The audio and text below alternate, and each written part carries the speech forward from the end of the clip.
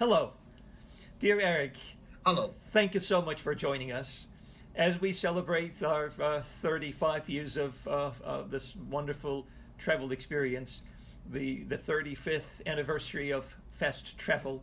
So I really do appreciate that your precious time that you're joining us. It is basically just a celebration, and also just to talk about the great history of China and mention about our travel experience with you in this beautiful country of China, that we've actually had many trips together, and Fast Travel has been traveling to China many years right now. So we would like to have just a nice celebration today and just to have a little talk with you and your experience with us, Fast Travel and Fast Travelers.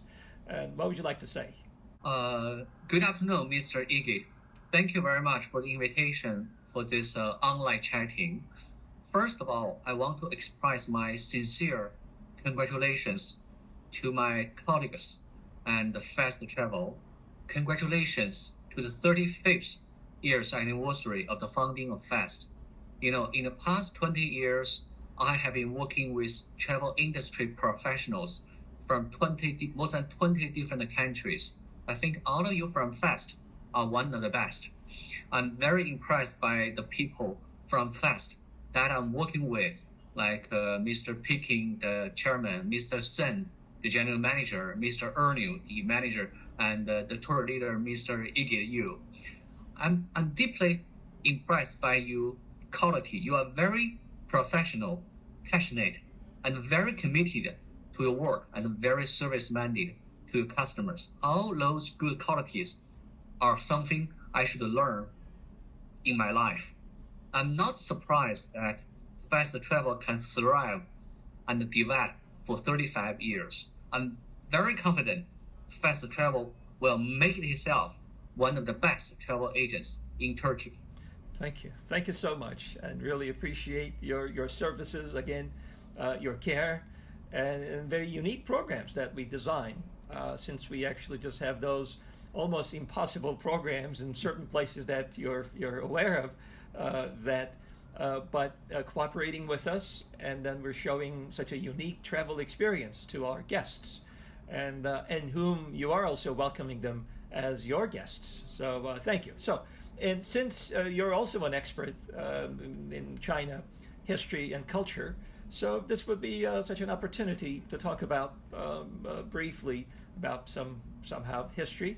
A quick reminder of those guests who've been traveling with us, the ones who've traveled to China, but the ones who will travel with us, just to have a quick bits and pieces. And like, what would you like to say at a remarkable history of China? Would you portray the 5,000 years of cultural history of China, just briefly? Yeah, that's a very good, very big topic. I try to be concise. As I told you before discuss this topic, I want to say I felt sorry for myself, and also I felt sorry for all the Chinese students when they are in the high schools and universities, because our history textbooks are always the thickest ones, and we really have to learn 5,000 years history. And according to the historians and the archaeologists in China, when we say that we have 5,000 years history, at the very beginning, we do not have a unified country. And the first emperor in China was Yellow Emperor. When he was the first emperor, he was actually the leader of the tribe in China, and he unified many small tribes of China. But 5,000 years ago, China was very small. It was Emperor Shi Huang who unified China and established first centralized feudal dynasty in China, 221 BC. 3th century BC. From then on, China became to be a unified big empire for 2,241 years. To be exact, the last feudal dynasty was Qing dynasty, which was terminated in 1912. So until 1912, altogether, there are 442 emperors ruling China 441 of them are male. Only one of them was female. So the China we talk about now is founded in 1949 by Chairman Mao. And the name of our country is People's Republic of China, PRC. So this year is the 71 years anniversary of the founding of PRC. Yes, and of course, those wonderful sites that we do visit and show our guests in China, that begins with Beijing, which is the northern capital, and that it's such a great gateway of China that we travel in. But on a clear day, when the plane is making those few turns, when it's got that clearance for the approach, when you're flying over north of the city, and you're able to see this Great Wall of China, which is also a landmark and history and everything. And this is also related with those, like actually this history of China, like the very first emperor of China, where the name China, or the Qin, that comes from, Qin Shi Huangdi, and of course the terracotta soldiers in Xi'an, which is also a terrific site and an important the archaeological place, the site itself. But it is also the importance of the Great Wall of China. And everything is all interconnected. So we actually show our guests, our travelers, of course, when we visit Beijing, the Great Wall of China. What would you say about, what would you tell us about the Great Wall of China? It's a unifying symbol. It's still out there. And over the course of maybe 2,400 years of time, and our great experience of the visit to the Great Wall of China. What would you tell us about the Great Wall of China? Sure. First of all, I think the Great Wall is the number one places interest or historical relics. All the foreign tourists should come to China. And I can give you one good example.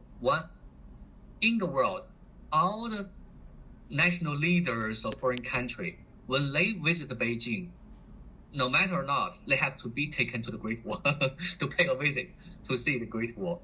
So why the Great Wall is worth visiting? First of all, in Chinese mind, we think Great Wall is the symbol of Chinese culture.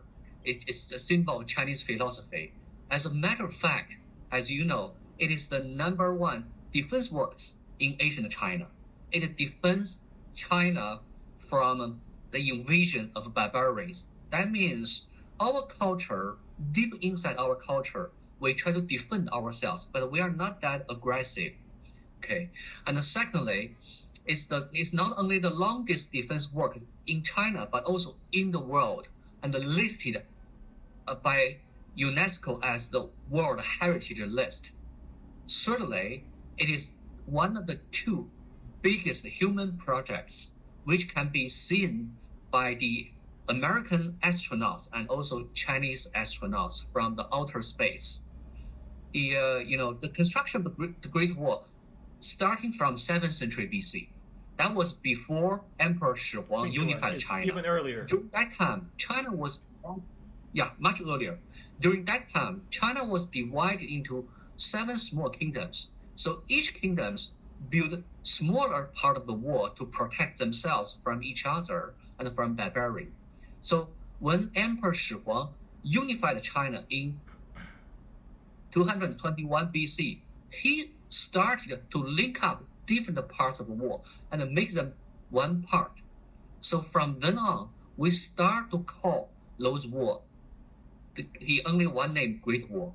As a matter of fact, the total length of the Great Wall in the Qin dynasty, from 3rd century BC, is more than 10,000 meters long. And the construction of the Great Wall involves 300,000 laborers in the Qin dynasty, and the majority of them were died because of the heavy work and buried under the Great Wall, according to the historical record. So most part of the Great Wall can be seen today, including the ones that our clients have seen or will be seeing are built in Ming Dynasty. The Ming Dynasty Great Wall is a little bit shorter, but still is more than 8,800 meters long. So as a tourist, when you come to Beijing, you can actually climb the wall on foot or take cable car. Of course. And that's for the most famous parts. But in nearby Beijing, within 100 kilometers, we have some parts of the Great Wall which are less traveled and looks more original. Those parts of the Great Wall usually are for the mountain hikers or hiking lovers. Yes, it is wonderful. Also, could you walk us through the wonderful city of Beijing? I mean, it's, of course, we do have two remarkable sites, especially the Great Palace, where the very last dynasty, well, the part of history, the Qing dynasty, where it actually officially ended.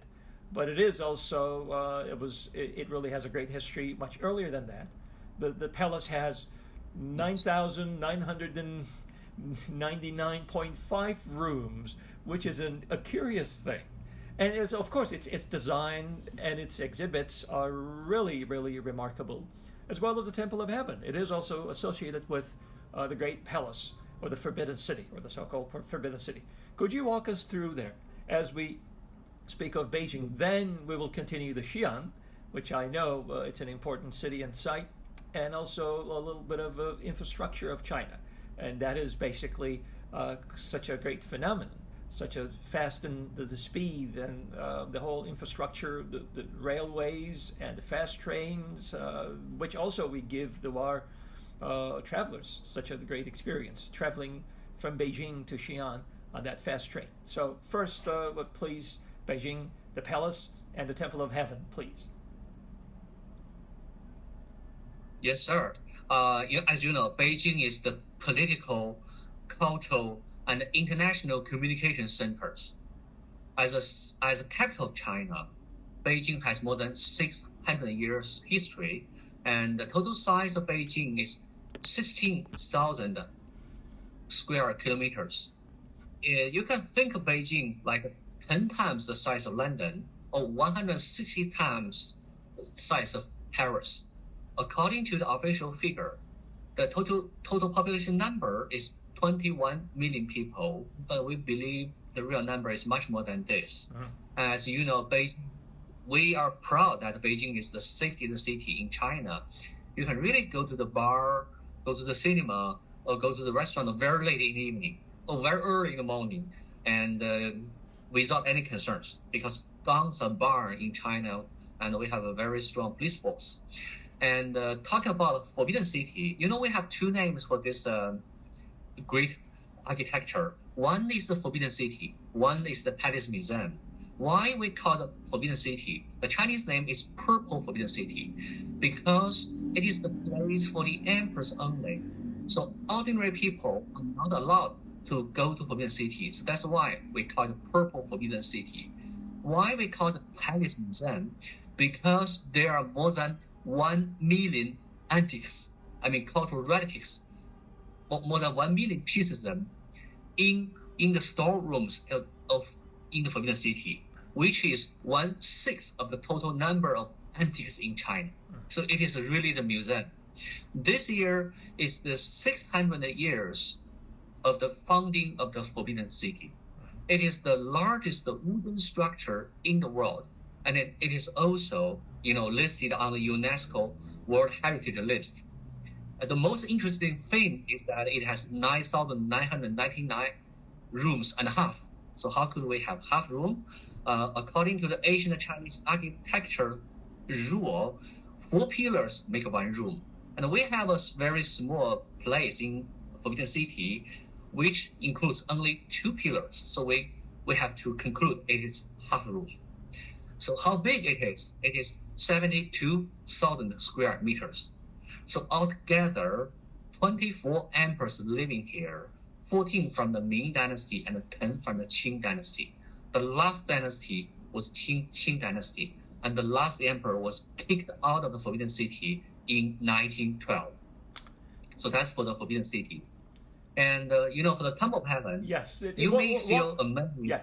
Walk us Yes. through the footsteps of the emperors, which we actually literally do walk on the same path where the emperors, the Ming and the Qing, actually used to walk, which is really a remarkable historical site. Walk us through the same footsteps as we enter into the Temple of Heaven. You mean Temple of Heaven, right? Temple of Heaven, yes, please. Oh, yes. The foreign travelers, when they come to Beijing, they can see that Forbidden City is very big, but they may feel amazed that Temple of Heaven is even bigger. As a matter of fact, Temple of Heaven is 273 square meters, which means it is almost 4 times the size of the Forbidden City. Uh-huh. So it's not like Forbidden City, because the Forbidden City is for the emperor to work and to live. That means in most of the time of the year, the emperor was working and living in the Forbidden City. But Temple of Heaven, as the largest imperial temple for the emperor, it was only used by the emperor to worship the god of heaven and earth.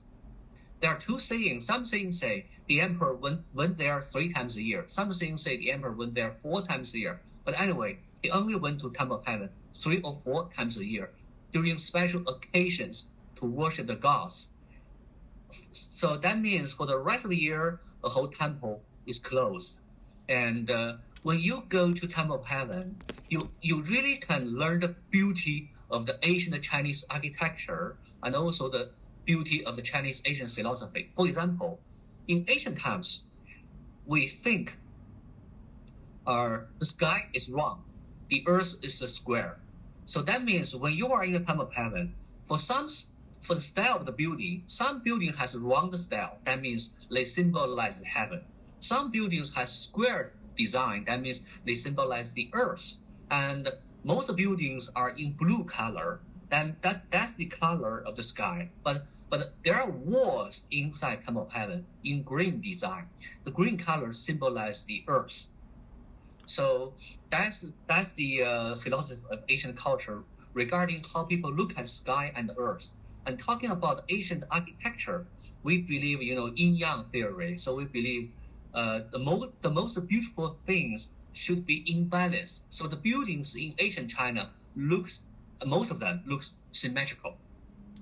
Yes, it is about the feng shui, and everything is so orderly. Yeah. In China, from the minute you actually step into the country, you actually see this order. I mean, it is the most populous country in the world, but it is so orderly. It is quite remarkable. I mean, it's the sites and the places. Of course, this has got to do with the old Chinese philosophy, and many things really just had to be in order.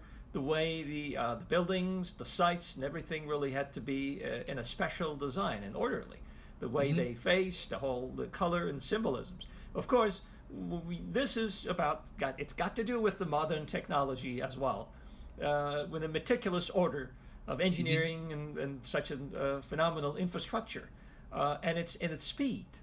And not only that, you can actually see it in China, but it is also abroad. In quite a few other countries today, they actually just have the Chinese engineering and infrastructure and its investments and so on and so forth.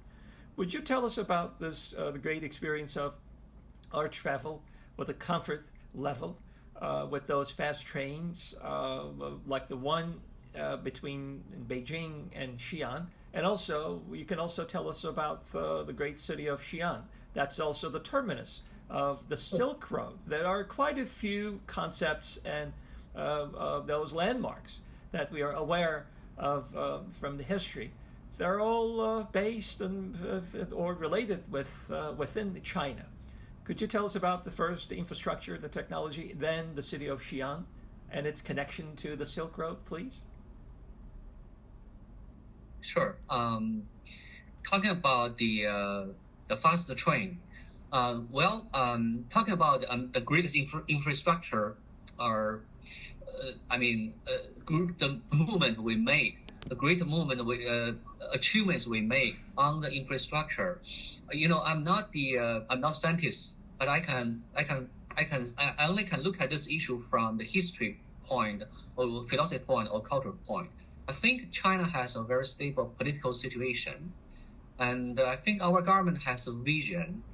Starting from the founding of this country, our president start to make 100-year plan.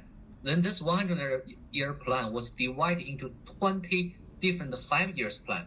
So for every 5 years, the government is supervising to make sure that everything goes well according to the plan for every 5 years. And also, in the 5,000 years history, we learn to respect the interest of the country and the collective interest. And we somehow has to sacrifice our personal interest for the greater good. That's a little bit different from the Western culture. And also, I think from the history, you can see Chinese people are not really that smart, but we are working very hard, and we are fast learner. That's what I thought. And talking about the fast train, that is what we call China High-Speed Railway. According to our Minister of Communications, by the end of this year, the total length of the China High-Speed Railway will be 39,000 kilometers. Wow. It is almost as long as the Equator. And so far, the highest speed of the high-speed train in China is 605 kilometers, which is also number one. And to be exactly, taking example, the train our clients take between Beijing and Xi'an, the total length is 1,212 kilometers, but it only takes 4 hours and a half. So the speed design actually is 480 kilometers, the fastest speed. But in order to make sure the safety and the comfortable needs of passengers, the speed is usually controlled to be no more than 300 kilometers per hour. And nowadays, fast train is one of the most fashionable ways, not only for the Chinese, but also for the foreign tourists to experience when they are in China. Mm-hmm. That's wonderful. And the city of Xi'an and its importance in the historical context, and the Silk Road, that's a terminus. Yeah. Xi'an is much older comparing to Beijing as the capital of China. As a matter of fact, it is actually the capitals for 13 dynasties in the past more than 1,100 years in the ancient China. It is also the starting point of the ancient Silk Road. So Xi'an is a little bit smaller than Beijing. It's 10,000 square meters, but still it's like 6 London and 96 Paris, and more than 8 million people live in Xi'an. Xi'an has many interesting, sites of tourism. And the number one would be terracotta virus. And also we have others like ancient city wall. The ancient city wall actually is the best preserved city wall in China, made in 14th century. And also the big wild goose pagoda, which is listed on the UNESCO World Heritage List in 7th century. And also we have a big Greek mosque. And this mosque is not the Turkish style mosque, as you know. It's actually the combination of the Islamic style and the Asian Chinese style, but still it's a mosque. Yes. And also we have a very big provincial museum in Xi'an. It's the Shanxi Provincial Museum. It's the first modernized museum in China. But still, the number one is terracotta virus, which is a very big topic. When we talk about terracotta virus, we have to talk about terracotta virus and also the tomb of Emperor Shi Huang. I mean, the emperor who unified China in 221 BC. Because the terracotta virus are actually the bodyguards for the fourth emperor. They are part of his tomb. Altogether, we have found more than 88,000 terracotta virus. They are supposed to be the bodyguards for the Emperor Shi Huang, and when he went to heaven after he died. And according to the archaeological records, so far, all the terracotta virus are male, and we have no record of female. And it was very interesting that it was discovered by accident. In 1974, 9 farmers were asked to dig a well in the field. So they started to dig a well. Then they found those terracotta virus. When they first found terracotta virus, they were in beautiful color. But after the beautiful color touched the fresh air, they faded. I'm sorry. So how big is the terracotta? But how big? I mean, how high is the terracotta virus? They are much higher than what we are as a modern Chinese. So the average size of terracotta virus is 1.8 meters. So according to the historical records, all terracotta virus are made according to the real size of people in Qin dynasty in 3rd century BC. So the Chinese people were much bigger and much taller, much stronger than what we look today. And you have been there, Miss Iggy. You know that the terracotta museums are not very small, but actually they are less than 1/5 of the tomb of the Emperor Shi Huang. Yes. So according to the historical book, it took 30 years and more than 700,000 people to build this tomb of the emperor. And it's like 3% population of Qin dynasty. It's unbelievable. The total size of the emperor tomb is larger than 78 times the size of the Forbidden City. So why we are still waiting to dig this tomb of the Emperor Shi Huang? That's because, first of all, it's too big. So according to the estimation of the archaeologists in China, by using the modern technology, it will take more than 150 years to finish the excavation of this tomb. It's too big, first of all. Secondly, it's too deep. It is estimated it is 37 meters deep and with very high underground water level. So it's dangerous if we dig the tomb at this point of time. And thirdly, because it is as big as a whole county, so we still cannot make such a big exhibition hall with such big and strong and long steel structure to hold this exhibition hall.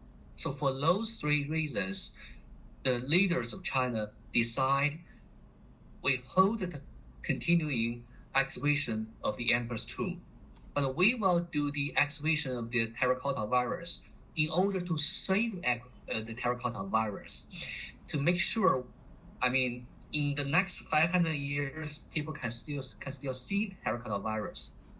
Yeah, it is. It's really impressive. I mean, the site itself. There are many challenges about this, but I'm also kind of thinking, like, Xi'an is the heartland of China, which is basically related to the Yellow River, and of course further south it is the Yangtze, which will come to that, the mouth of the Yangtze where Shanghai is, or nearby. But it is in between making the connections. China has always been the most populous and one of the largest the countries in the world. I mean, with the different unity, different dynasties, nevertheless, it has been somehow, in terms of all this agricultural, the technologies and everything, it was very innovative. I mean, it is basically building the canal connecting those 2 rivers, which is the heartland of China, the bread and biscuit, and all this great agricultural, I think, products and everything that really just made a difference. So that's why Xi'an was an important, strategically located, important city.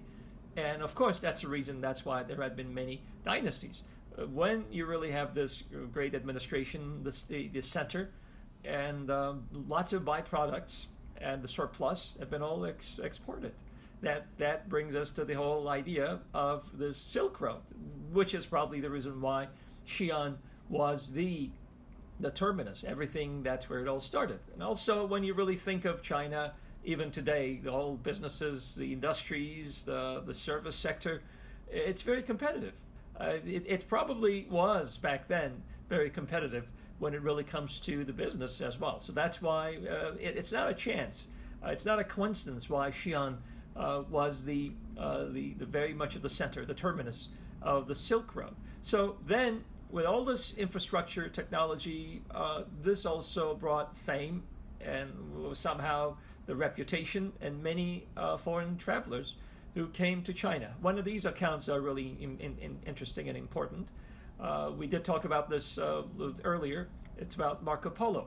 And once he traveled, especially to the further south, and especially the places around Yangtze that he noticed and gave us interesting details of those the canal and those remarkable cities, such as Suzhou, such as Tongli. Could you tell us about those impressive sites? I mean, people really think of canal in the Western world like Venice, the city of this the beauty and everything, but we actually give our fest traveler, the guests, the travelers, such a great experience, taking them to these great sites and the boat trips and everything. Could you give us the Grand Canal and those beautiful sites and the places, even the ones mentioned by Marco Polo? Oh, sure. First of all, Marco Polo came to China in 13th century. During that time, the Mongolian conquered China, and we were in Yuan dynasty. The emperor of the Mongolian is in Beijing. Still, nowadays in Beijing, we have a very small part of the city ruin, which was built in Yuan dynasty when Mongolian was ruling China. So Marco Polo arrived in China in 1275, and he lived in China for 17 years, very long. He served the emperor of the Mongolia, which was called Genghis Khan, as an official both in Beijing and also in local cities like Suzhou, Yangzhou. And he was also asked by the emperor to be the Chinese diplomats on behalf of Chinese emperor to visit countries in Southeast Asia. And of course, he mentioned the Great Canal.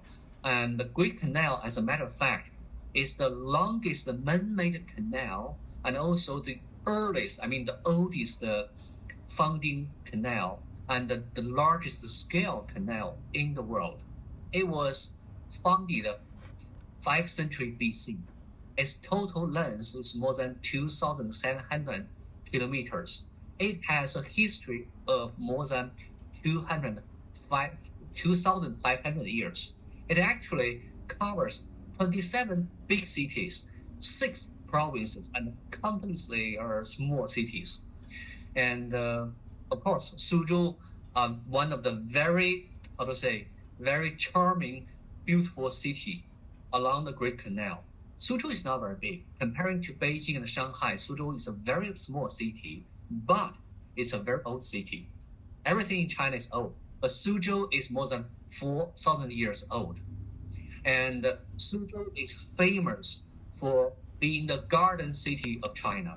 In Chinese ancient saying, we say, look at the sky, you have heaven, and look at the real life, you have Suzhou, which means Suzhou is considered one of the most beautiful cities of China. Heavenly so that's the city. Garden City. The heavenly city. Yes. It's a wonderful experience, especially when I remember in many trips to China in Suzhou, after dinner, walking around those beautiful canals when the Chinese people are enjoying the evening. The beautiful breeze, they're dancing, music is always part of that. With all those ancient bridges that they're still accessible, and which is still the daily life. I mean, part of the daily lives, and the people still use them. It really just adds up to this great experience in China. That's why this continuity of the history of China and such a great cultural history, it really makes sense. So that's why the heavenly city of Suzhou is quite remarkable.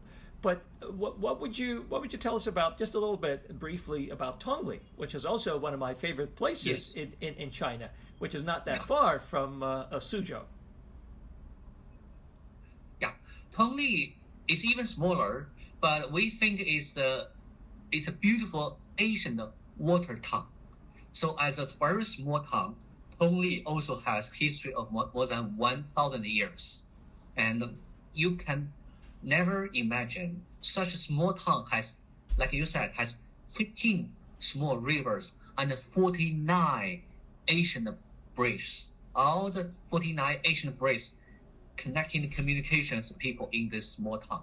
When you are in this small water town, I would recommend that you take a hand boat. That means you have people to row the boat for you, so you can really feel like you change the mentality of your life. I mean, you feel peace in your mind, and you feel relaxed. It's really a big relaxation comparing to the life in the big cities such as Beijing and Shanghai. Yes. So I would recommend you go to Tongli. Yes, of course, that's what we do. And of course, speaking of those cities around River Yangtze, but it is about also Shanghai. Shanghai is an impressive city. In its dynamism, its vibrancy, the people, the nightlife, and the entertainment and everything. So, what can you tell us about Shanghai? I mean, we also give our guests to the Shanghai experience, but Shanghai is also related to the foundation of the People's Republic of China. That's why it's an important site, and it has many symbolic buildings of the early 20th century. What can you tell us about Shanghai? Sure. For the design of the classic program for FAST, we designed together. We include both Beijing, Xi'an, Suzhou, and Shanghai. So why we do so is because we have a very famous saying. So as a matter of fact, when you go to Beijing, you see China in 500 years. When you go to Xi'an, you see China in 5,000 years. But when you go to Shanghai, you see China in the future. So when you go to Suzhou and Tongli, you take a little break take a little break of the trip. So Shanghai actually is the economic center of China, and it plays a very important role in the development of China. So when the government want to make some new reforms economically, they always carry out pilot projects in Shanghai first, then follow the project all over China. So Shanghai is much smaller comparing to Beijing. The size of Shanghai is less than half of the size of Beijing, but still 4 times the size of London, 60 times the size of Paris, and it has more people in Shanghai, 24 million people. So the population is more than Beijing. So when you think of Shanghai, you can think of Shanghai as the New York in US, but it's much more than the New York. New York, as you know, is a much younger city without history, with all due respect. But Shanghai is a city. It's a big combination of both old China and the new China. So that's why when you go to Shanghai, I would recommend our customers to visit both historical sites and the new Shanghai landmarks. The old one would be like a Jade Buddha temple, which is like the Buddhist temple, or Yuyuan Garden, which is like the ancient China Southern style garden. But most important, I would recommend the new landmarks of Shanghai, like Shanghai Tower, which is like 632 meters high, the second highest tower in the world. When you take the lift, it will take you from the bottom to the top. I think in 2 minutes. It's like a rocket, and also you have a great view of Shanghai, particularly the newly developed Pudong area of Shanghai. And also the second one, I would recommend you take the evening Yangtze cruise. Evening Yangtze River cruise. We reserve the VIP seats for all the customers from FAST, balcony seats. So you really have a great view of the fantastic nightlife of Shanghai, both the old one and the new one. And the third one, you cannot miss the Shanghai maglev train. The maglev technology was invented by Germany, but they failed to put it into business operation. So Shanghai maglev train is the only business operation train in the world. It operates like 430 kilometers per hour. It will be probably the fastest train our customer from FAST can take in their life, I'm sorry to say. So it takes 20 minutes to drive you from the city center to the Pudong airport of Shanghai, which actually is 30 kilometers long. True. And my personal, the favorite, one of the favorite sites in Shanghai is actually the museum, which really is a great reflection of the history, especially the Chinese bronze, those vessels with the examples of the Chinese texts that really shines on that great history, and all this the pictography of the very unique character of the Chinese, the script, so the alphabet, I mean. So it is also new and old and old and new. It's an interesting and a wonderful combination. And of course, the importance of the Beijing, the Olympics, as well as the Shanghai Expo, also made a difference in the history of those both cities. But yes, and finally, and it is also, speaking of the history, obviously such a vast territory, such a great size of the country, and different regions, but of course such a very unique climate zones and its ecology and everything. And this brings us to the question of the gastronomy. I mean, the food, the whole cuisine, the Chinese dishes are the most phenomenal the experience in the world. It's probably the wealthiest by the variety of the dishes and its differences, and all the ingredients. I mean, it's the richness of the ingredients that what really makes a difference. Finally, could you give us a little the portrait of the Chinese dishes and its cuisine before we say goodbye to our viewers and our guests? So before I talk about Chinese food, I want to make a guarantee. I mean, all the customers from Fest will be able to taste different kinds of Chinese food, which you will like very much. I don't think you will get bored even if you travel in China for a month.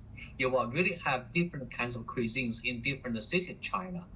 So as a matter of fact, the food culture is, we think the food culture is very important part of Chinese culture. It is as long as the Chinese history. Technically speaking, we have 8 biggest different different schools of Chinese food, different cuisines, but in reality we have more than 100 different small cuisines in different cities of China. That's why, of course, according to the strict respect of the fest, we will arrange different kinds of cuisines in different cities. Namely, when we are in Beijing, we have to try the Peking duck, which Peking roast duck used to be the imperial duck only for the emperors in the Forbidden City. And in Xi'an, I think we will try the dumpling, the Chinese dumpling, more than 100 different kinds of dumplings. And in Chengdu, we will try the very spicy hot pot. The hot pot, and also we can try the Mongolian hot pot in China too. And when we are in Shanghai, we usually offer Shanghai cuisine. Shanghai cuisine is not that salty or hot, but actually it keeps the original flavor of the food. So that's why we want our customer to try the Shanghai cuisine. And when you try the Chinese meal, you will learn that we do not have so many cold dishes. Most of them are very hot dishes. In China, we think that shows our love, shows our passionate to our life, to our country. The hot one is our passion, our love. So I can guarantee you, when you are in China, we will offer you the food with the best quality to make sure the food is one of the best things for your lifetime memory when you are in China. Yes, wonderful. And let's say that I've done many different programs in China, of course, with showing different sites and cities with the Fest Travel to the travelers, and working with you. That has been wonderful experiences. And I don't really think that any other company can even get close to Fest when it really comes to the different programs, from Tibet to the south, from the Xinjiang region to many different special programs, which we actually just reserved them for our privileged guests, and that could be a great surprise element. And let's hope that the next time we get together, we're going to do it in real time and seeing each other, and you welcoming and greeting our travelers in China. Let's hope that, and that there will be many, many great years ahead of our time in the travel business, for the fests. Thank you so much for joining us, giving your the insights, and with the nice words, and celebrating our 35th anniversary. And thank you so much, Eric. Hope to see you soon, and let's just have this great and high hopes that we'll be seeing and reconnecting with each other in the near future. Yeah, thank you, Mr. Iggy. Thank you very much for the online chatting. Before we finish, I would like to say a few words about our customers.